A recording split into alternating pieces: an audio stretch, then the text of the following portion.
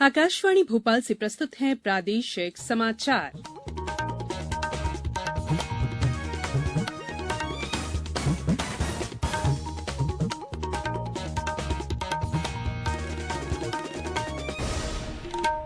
नमस्कार, समाचारों के साथ मैं संयुक्ता बैनर्जी।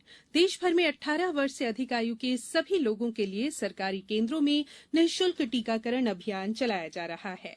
आपसे अपील है कि कोविड रोधी टीका जरूर लगवाएं। कोरोना महामारी के प्रति कोई भी लापरवाही न बरतें। जब तक आवश्यक न हो घर से बाहर न निकलें और इन आसान उपायों का पालन करें। मास्क लगाएं, 2 गज की सुरक्षित दूरी बनाए रखें, बार-बार हाथ धोएं और साफ सफाई रखें और टीका जरूर लगवाएं। कोविड से संबंधित जानकारी देने और उनके मार्गदर्शन के लिए राष्ट्रीय हेल्पलाइन कार्यरत है। इसका नंबर है 011-239-78046 और 1075। अब इस वक्त के समाचार। टीकाकरण महाअभियान के तहत कल 5 जुलाई को प्रदेश में कोविशील्ड वैक्सीन की दूसरी डोज के लिए विशेष अभियान चलाया जाएगा। इसके पहले 3 जुलाई को कोवैक्सीन के दूसरे डोज के लिए विशेष अभियान चलाया गया। इसमें रात 8 बजे तक 2,65,665 लोगों ने कोवैक्सीन की दूसरी डोज लगवाई। कोरोना संक्रमण से बचाव के लिए जिन लोगों ने कोवैक्सीन की पहली डोज पहले लगवा ली थी, राज्य शासन ने उन्हें दूसरी डोज लगवाने के लिए विशेष अभियान चलाया था। प्रधानमंत्री नरेंद्र मोदी और केंद्रीय सचिव दुर्गा शंकर मिश्रा ने इंदौर जिले में प्रधानमंत्री आवास योजना के तहत बनाए जा रहे लाइट हाउस प्रोजेक्ट को नई दिल्ली से वर्चुअल वीडियो कॉन्फ्रेंस के माध्यम से देखा। इस अवसर पर वीडियो कॉन्फ्रेंसिंग के माध्यम से लाइट हाउस प्रोजेक्ट की विस्तार से जानकारी देते हुए ड्रोन के माध्यम से निर्माण स्थल की वस्तुस्थिति से अवगत भी करवाया गया। गौरतलब है कि प्रधानमंत्री द्वारा 1 जनवरी 2021 को देश के 6 शहरों में प्रधानमंत्री आवास योजना के तहत लाइट हाउस प्रोजेक्ट का वर्चुअल भूमि पूजन किया गया था। इसी क्रम में इंदौर कनाडिया एक्सटेंशन के आगे गुलमर्ग परिसर में 128 करोड़ रुपए की लागत से 1024 इकाइयों का सैंडविच पैनल के माध्यम से निर्माण किया जा रहा है। प्रधानमंत्री आवास योजना के तहत निर्माणाधीन लाइट हाउस प्रोजेक्ट के स्थल पर अधिकारी उपस्थित थे। मुख्यमंत्री शिवराज सिंह चौहान ने कहा है कि राज्य सरकार स्वास्थ्य सेवाओं को बेहतर बनाने के लिए प्रतिबद्ध है।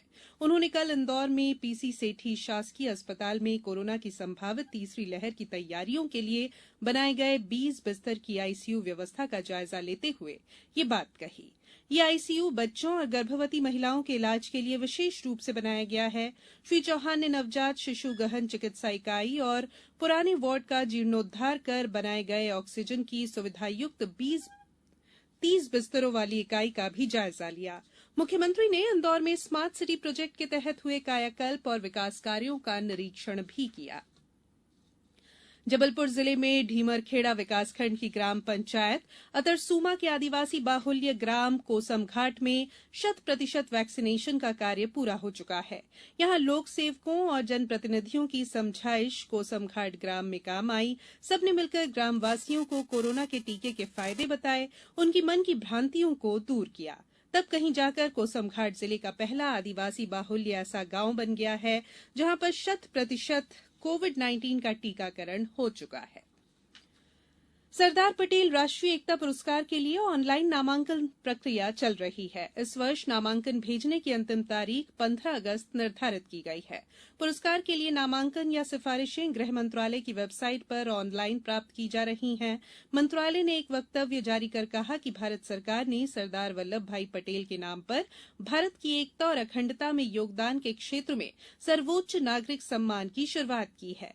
इस पुरस्कार का उद्देश्य राष्ट्रीय एकता और अखंडता को बढ़ावा देने के लिए महत्वपूर्ण और प्रेरक योगदान की पहचान करना और एक मजबूत और संगठित भारत के मूल्यों को सुदृढ़ बनाना है। केंद्र सरकार ने हैदराबाद में नई टीका परीक्षण प्रयोगशाला के निर्माण की मंजूरी दे दी है। ये घोषणा केंद्रीय गृह राज्य मंत्री जी किशन रेड्डी ने की। एक ट्वीट में श्री रेड्डी ने कहा कि प्रयोगशाला के लिए धनराशि पीएम केयर्स फंड से मंजूर की गई है। उन्होंने कहा कि इसकी स्थापना हैदराबाद के राष्ट्रीय पशु जैव प्रौद्योगिकी संस्थान में की जाएगी और ये जैव प्रौद्योगिकी विभाग के अंतर्गत आएगी। इस बुलेटिन में इतना ही। अंत में एक अपील, मास्क और 2 गज की दूरी, हाथ धोना भी है जरूरी। नमस्कार।